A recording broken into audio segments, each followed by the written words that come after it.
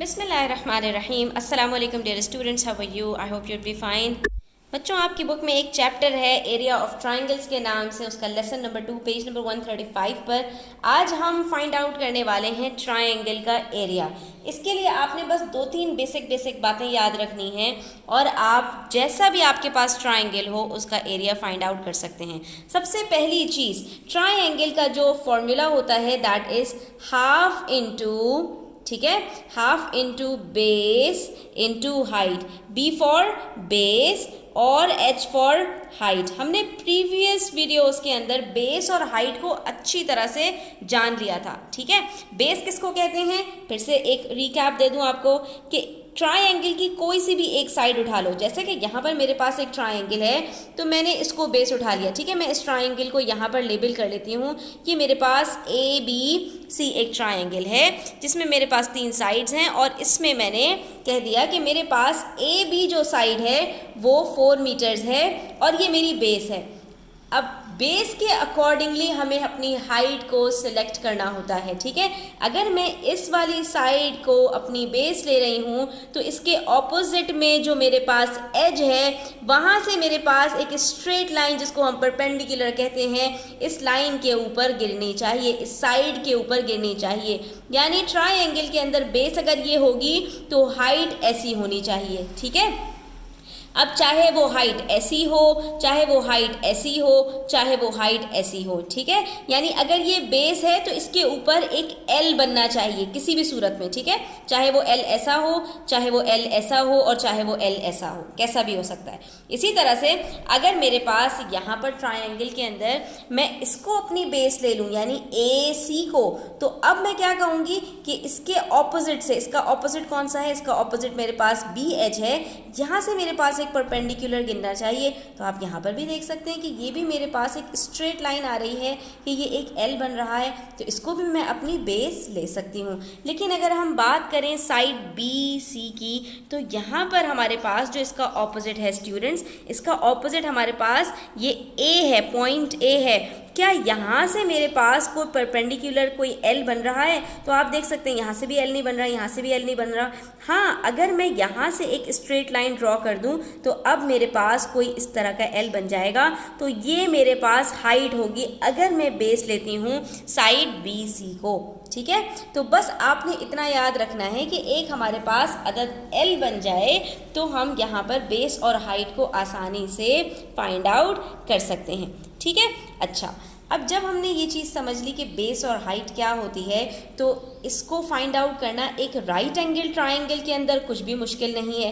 Right angle triangle کس کو کہتے ہیں, جس کے اندر ہمارے پاس ایک ڈبے والا یعنی 90 ڈگری والا اینگل آ جائے, ٹھیک ہے. تو اس کے اندر بس آپ نے سمپلی کیا کرنا ہے, ایک کو بیس بنانا ہے, دوسری جو اس کے ایڈجسنٹ ہے, جو اس کے ساتھ میں لائن لگی ہوئی ہے نا, اس کو آپ نے ہائٹ بنا دینا ہے, ٹھیک ہے. ان دونوں کو ملٹیپلائی کرنا ہے اور اس کو آپ نے ڈیوائڈ کر دینا ہے 2 سے, آپ کا ایریا کیلکولیٹ ہو جائے گا. تو یہاں پر میں 8 کو 4 سے ملٹیپلائی کروں گی, کیا آنسر آیا 32 کو ڈیوائڈ کر دوں گی 2 سے, میرے پاس ایریا نکل آئے گا اس کا 16 میٹر اسکوائر, سمپل, ٹھیک ہے. اسی طرح سے پارٹ بی میں دیکھیے, یہاں پر بھی اسٹوڈنٹس ہمارے پاس رائٹ اینگل ٹرائنگل خوش قسمتی سے آ گیا کہ مجھے ایک ڈبہ نظر آ گیا. جہاں ایک ڈبہ نظر آ جائے ٹرائنگل میں سمجھ جاؤ وہ رائٹ اینگل ٹرائنگل ہے. بس اس کے ساتھ کی جو دونوں سائڈز ہیں اس کو آپ نے ایک کو بیس بنا لینا ہے اور ایک کو اپنی ہائٹ بنا لینا ہے. تو ہم نے 3 سینٹی میٹر کو بیس لیا اور 4 سینٹی میٹر کو ہائٹ لیا, 3 4s are 12 کو ہاف کیا تو میرے پاس آ گیا 6 سینٹی میٹر اسکوائر. یہاں پر یونٹ کا خیال رکھیے گا, اگر آپ کی سائڈز میٹرز میں ہیں تو آپ کا جو ایریا ہے وہ میٹر اسکوائر آئے گا, اگر سائڈز سینٹی میٹر میں ہیں تو آپ کا ایریا 6 سینٹی میٹر آئے گا. سمپلی آپ نے کیا کرنا ہے, ہاف انٹو بیس انٹو ہائٹ, بیس کی جگہ پر کوئی ایک بیس رکھ دو اور اس کے اکارڈنگلی جو ہائٹ بن رہی ہے اس کو ہائٹ رکھ دو, دونوں کو ملٹیپلائی کرو, ڈیوائڈ کرو 2 سے, آپ کا آنسر آ جائے گا. اب کبھی کبھی ہمارے پاس جو ٹرائی اینگلز ہیں وہ رائٹ اینگل ٹرائی اینگل تو نہیں ہوں گے, ٹھیک ہے, اور زیادہ تر نہیں ہوں گے رائٹ اینگل ٹرائی اینگل, تو کبھی خوش قسمتی سے آ جائے گا. اب اگر ہمارے پاس اس طرح کا ٹرائی اینگل آ جائے جو ہمارے پاس آئسوسیلس ہو یا ہمارے پاس اسکیلن ہو, تو ایسی صورت میں ہم کیا کریں گے. اب ایسی صورت میں اسٹوڈنٹس ہم کوئی سی بھی ایک سائڈ اٹھائیں گے, جیسا کہ ہمارے پاس یہاں پر انہوں نے یہ والی سائڈ ہمیں بتائی ہے 10 میٹرز, ٹھیک ہے. اگر میں اس والی سائڈ کی بات کروں 8 میٹرز کی, تو اس کے اپوزٹ میں, اس سائڈ کے اپوزٹ میں میرے पास ये जो है वो एज है, ठीक है।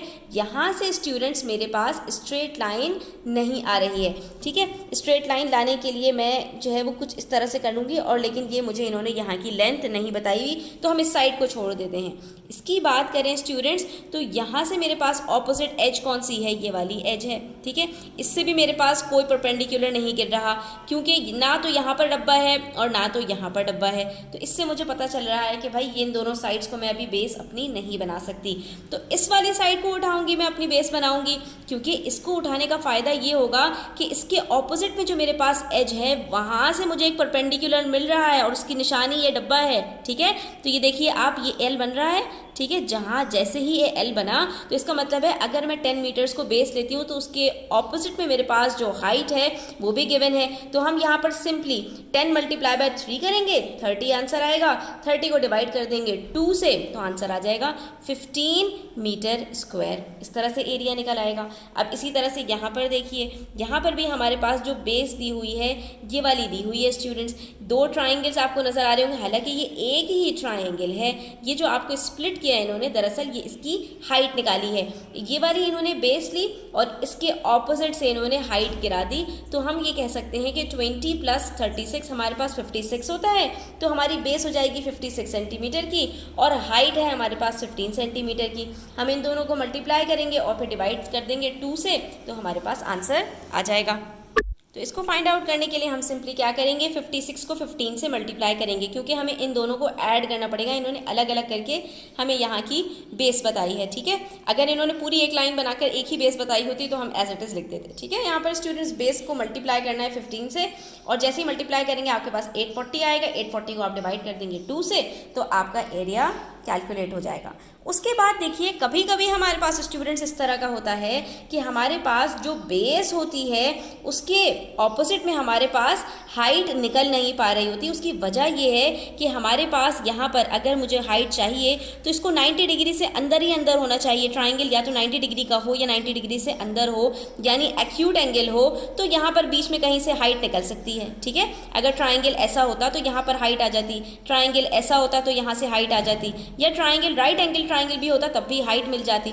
लेकिन अगर ये ऑब्ट्यूज एंगल हो जाए, 90 डिग्री से बढ़ जाए, तो ऐसी सूरत में हम हाइट कैसे निकालते हैं। यहाँ पर इन्होंने बेस तो हमें बता दी कि ये 8 मीटर्स है, और इसके ऑपोजिट से आपको एक ऑब्ट्यूज एंगल की वजह से आपको एक हाइट बाहर से निकालनी पड़ेगी। तो हम यहाँ पर सिंपली क्या करते हैं, अपनी जो बेस है उसको आगे तक लेके जाते हैं, यहाँ तक कि उसका जो ऑपोजिट एज है ना उससे एक परपेंडिकुलर गिरा दिया जा सके। तो अब यहाँ पर देखिए, ये एल हमारे पास इस तरह से बन पाएगा, ठीक है। और ये जैसे ही हमारे पास एल बन पाएगा तो बेस तो ऑलरेडी गिवन है, ये नहीं कि आप बेस की भी जो है वो लेंथ बढ़ा दें, बेस तो यही है ट्राइंगल की।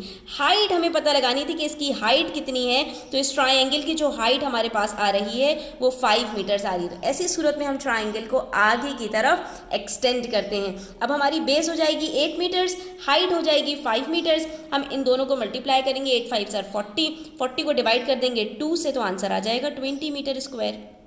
कितना सिंपल है, ठीक है। और इसी तरह से यहाँ पर देखिए, यहाँ पर भी इन्होंने हमें ये भी बेस बता दी और ये भी बेस बता दी, ठीक है। अब यहाँ पर अगर मैं इस वाली बेस की बात करूँ 25 सेंटीमीटर, इसके ऑपोजिट में हमारे पास एज तो गिवन है, लेकिन इससे इन्होंने हमें जो है वो हाइट नहीं बताई हुई। तो फिर हम डेफिनेटली इस वाली को अपनी बेस बनाएंगे, और ये वाली जब बेस बनाएंगे तो ये भी स्टूडेंट्स इसके ऑपोजिट में हमारे पास जो एज है वो बाहर निकल गई, क्योंकि हमारे पास यहाँ पर भी जो ट्राइंगल है वो भी हमारे पास 90 डिग्री से बड़ा हो रहा है। जैसे ही 90 डिग्री से एंगल बड़ा होता है तो हमें हाइट ट्राइंगल के अंदर नहीं मिलती। उसके लिए हमें लाजमी यही करना पड़ता है कि जो हमारे पास बेस होती है हम उसको एक्सटेंड करते हैं, इतना एक्सटेंड करते हैं कि ये जो एज है ना इसकी हाइट के बराबर आ जाए। यहीं से फिर हमें क्या होता है कि उसके अपोजिट में हाइट मिल जाती है। तो अब आप ये देख सकते हैं कि यहाँ पर हमारे पास ये एल बन गया, ये डब्बा आ गया, तो ये हमारी ट्राइंगल की हाइट निकल आएगी इस बेस की तरफ से।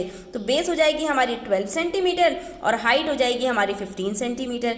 इन दोनों को हम मल्टीप्लाई करके डिवाइड कर देंगे 2 से, तो हमारे पास क्या आंसर आएगा 180 और 180 को डिवाइड करेंगे 2 से तो एरिया निकल आएगा 90 सेंटीमीटर स्क्वायर। बस आपने यहाँ पर ट्राइंगल आपके पास इन्हीं 3 तरह के होंगे, या तो राइट एंगल ट्राइंगल होगा, ठीक है, जिसके अंदर आपको बेस और हाइट बड़ी आसानी से मिल जाएंगे, या तो आपके पास एक्यूट एंगल ट्राइंगल होगा, जैसे कि हमारे पास ये दोनों एंगल्स थे, ठीक है, 90 डिग्री से छोटे होंगे, तो उसके अंदर भी ऑपोजिट में से आपको अंदर ही ट्राइंगल के हाइट मिल जाएगी। और या फिर आपके पास जो ट्राइंगल है वो ऑब्ट्यूज होगा, तो ऐसी सूरत में हाइट आपको ट्राइंगल के बाहर से मिलेगी। इसके अलावा और कोई आपके पास ट्राइंगल नहीं होगा, तो कंफ्यूज होने की ज़रूरत नहीं है। इन 3 सिचुएशंस को याद रखिए, जिस तरह का भी क्वेश्चन हो आप आराम से इसको डील कर सकते हैं। यहाँ पर हमारा प्रैक्टिस क्वेश्चंस कंप्लीट होते हैं स्टूडेंट्स लेसन नंबर 2 के। तो आई होप कि आपको क्लियर हुए होंगे। स्टिल कोई क्वेश्चन हो, क्वेरीज हो, कॉमेंट सेक्शन में पूछ लीजिएगा। अपना ख्याल रखिएगा और चैनल को सब्सक्राइब करते जाइएगा। वीडियो अच्छी लगी हो तो लाइक कीजिएगा। अल्लाह हाफिज़।